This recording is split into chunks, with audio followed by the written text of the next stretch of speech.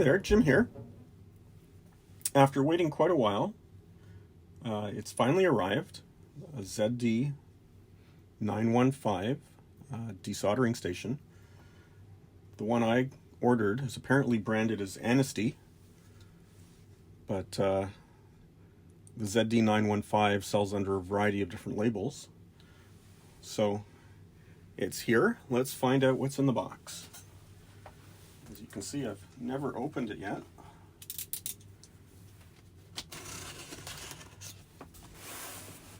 Took a really long time to get here.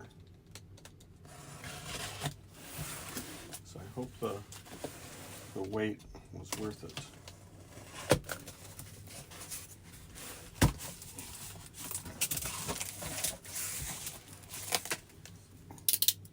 Okay, so what do we have?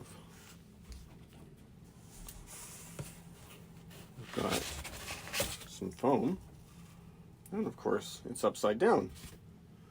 So got power, North American power. That's actually something that we're gonna be looking at later on when I tear it down. I've got, what's in here? I think that's the nozzle for the vacuum hose.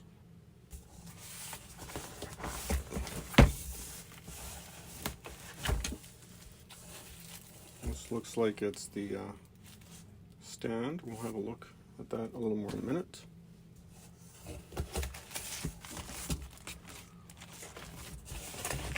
Instructions. ZD-915 Desoldering Station.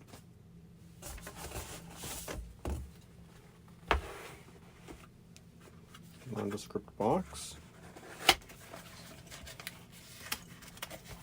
which holds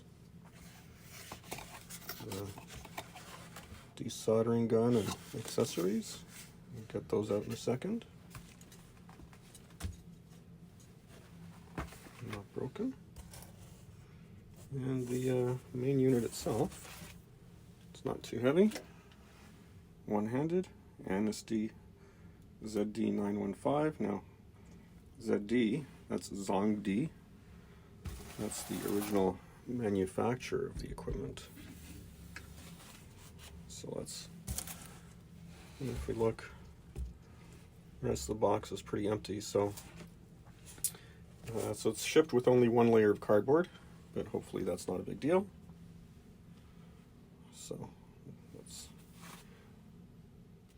So let's see what we've got here. The main unit, we've got a holder.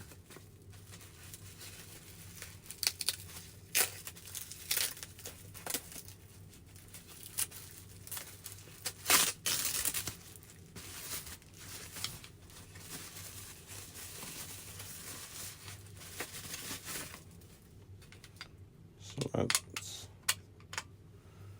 gonna go right here. Okay, not too bad. You can see that on the side. The foam. I guess that'll go there. Let's see what's in this box. Okay, so we've got in this box, there's some tips, I guess they're spare tips, and some pads, filters.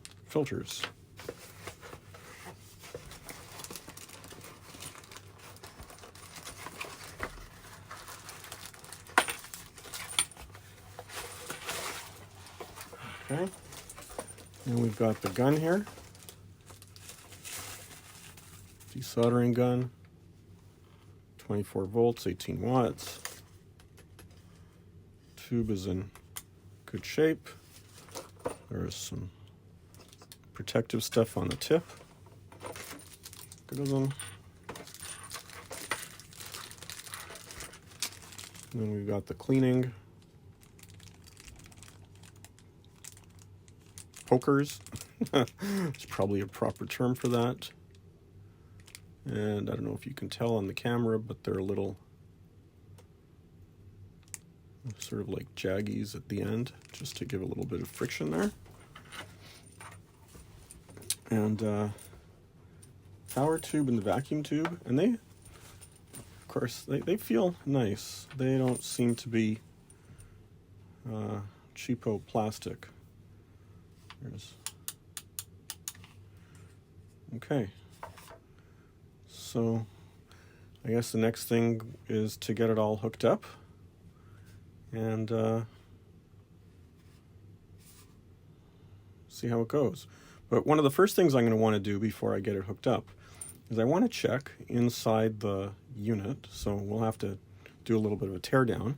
But I want to check inside the unit to see what the power supply does, because there are a lot of these available online, and a lot of them are available for sale in Europe. Okay, now, if you can see the back here, that says that it's 140 watts. The input is 110 to 130 volts.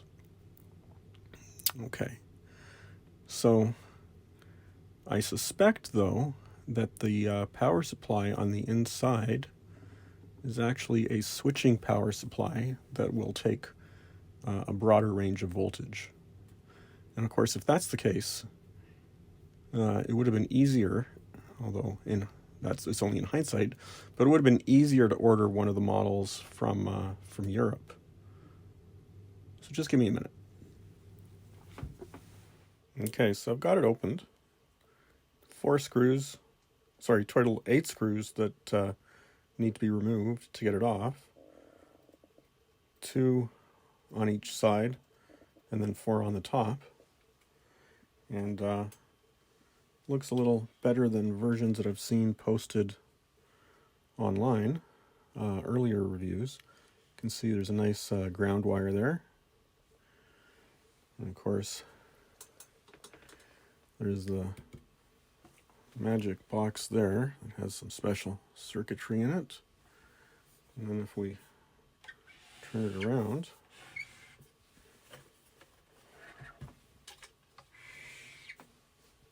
you can see there's the vacuum pump and the fan to exhaust the heat in the unit. You can see the suction tubes from the vacuum pump.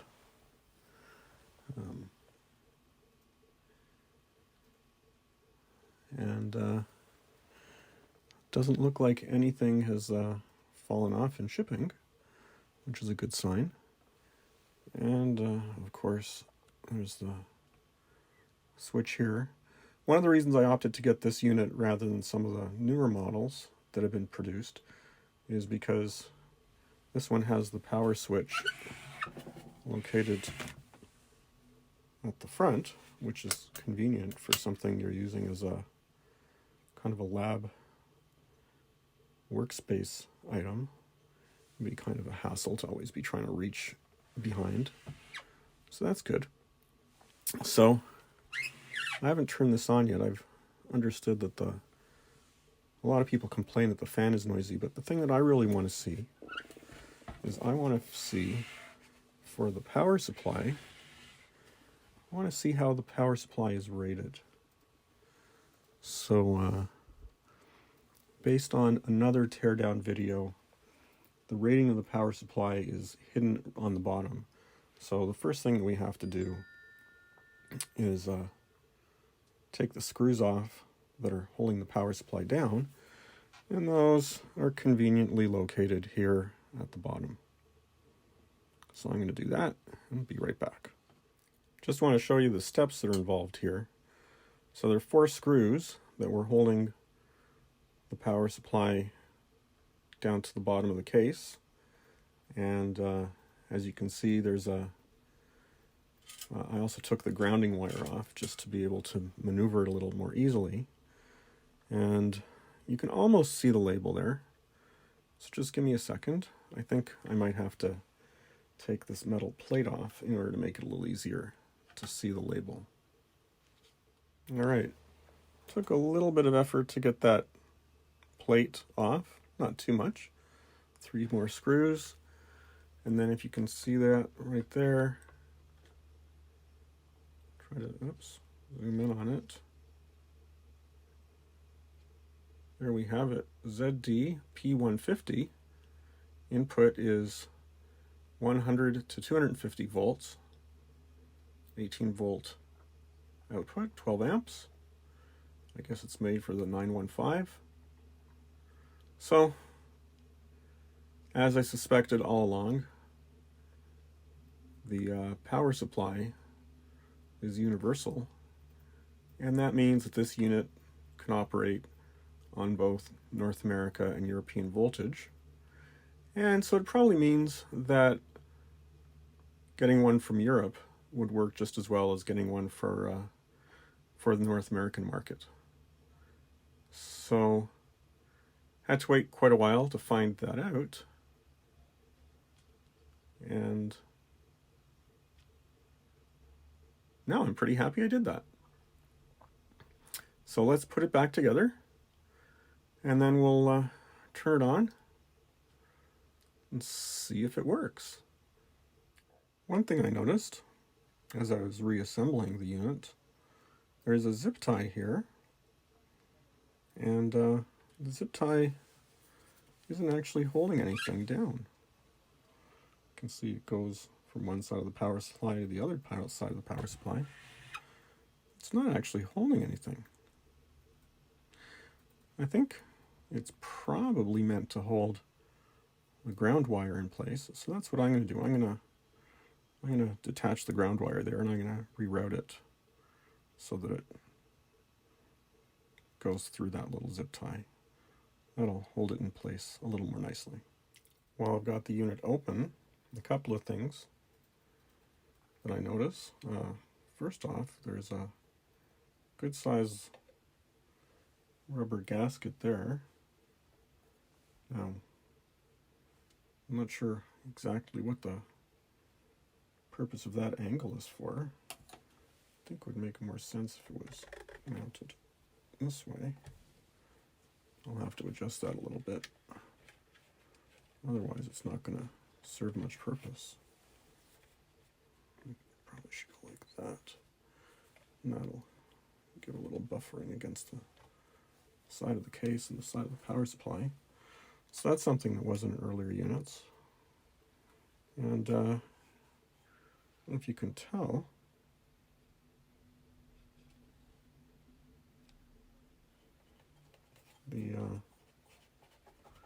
there's the whole vacuum unit is mounted on some rubber shock absorbers, so we'll see how that works out. But seems they've done a decent job. The wiring looks pretty decent.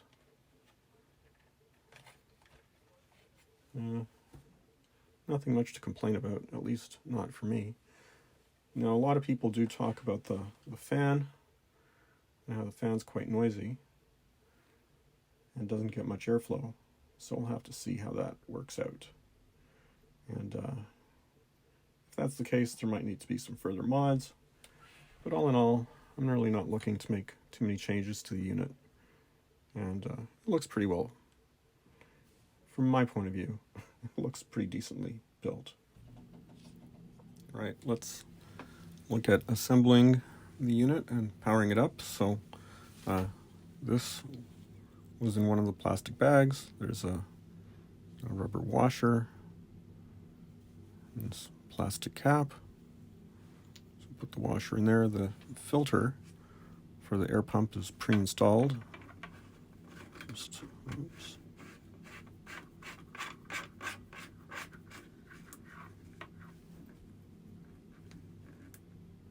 That goes on pretty easily. Got the hose from the gun.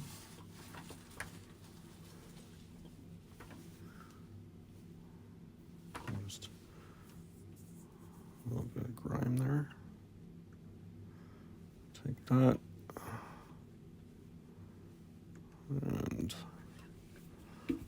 rivets on, like so.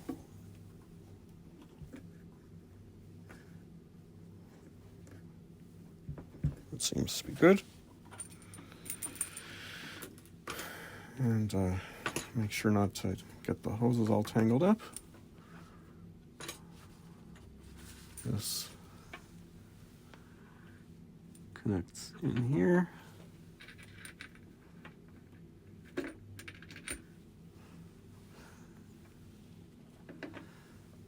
Like so.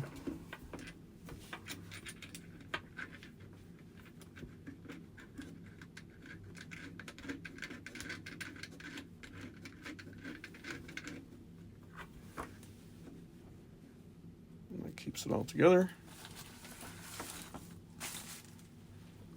So that's all hooked up.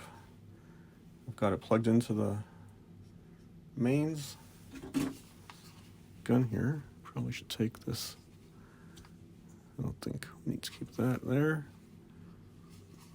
So it's all together. Should be ready for use. So let's turn it on, see what happens. Well, that's a good sign.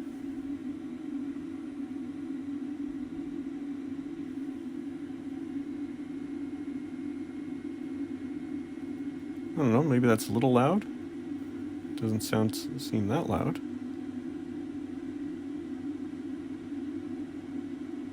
And there it's starting to heat up.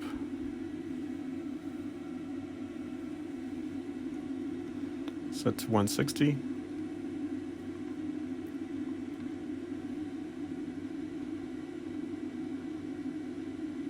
You know, the first thing it's going to need to do is the tips are shipped with some solder at the end, and so probably the first thing that's going to happen is that solder at the end is going to get sucked off. So it heats up pretty quickly, the weight goes away. Now it should be ready to go. So let's see what happens. Oh. Okay. Well, it's not yet sucked the solder out of the tip. So, may need to heat it up a little more. I don't think I exactly want to touch it and see if it's gotten warm. Oh yeah, it's warm.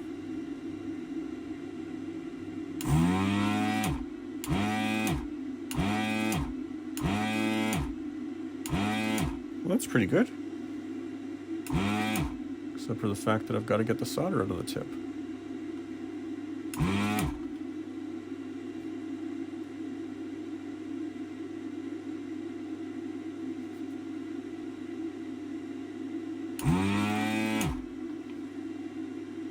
Okay. Well, we'll figure out what's going on with that in a minute. I'm sure it's not a big deal. Probably initial startup activity. So I guess now I probably need to find something to desolder. Let's drive the heat up a little bit more.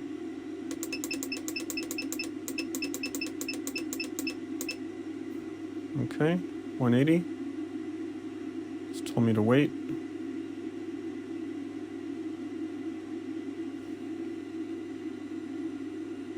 Okay, I don't need to wait anymore.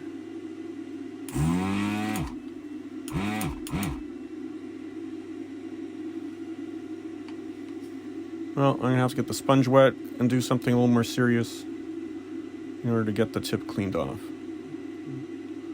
Go away and do that and come back. Okay, well, it really does help if you set the unit to be hot enough to actually melt solder. So let's try now. Ah, there we go. So that's cleaned now. Now that I actually set it hot enough. And so you can see the nozzle there. Excellent. Okay, well, next thing we're going to have to do is find some things to desolder.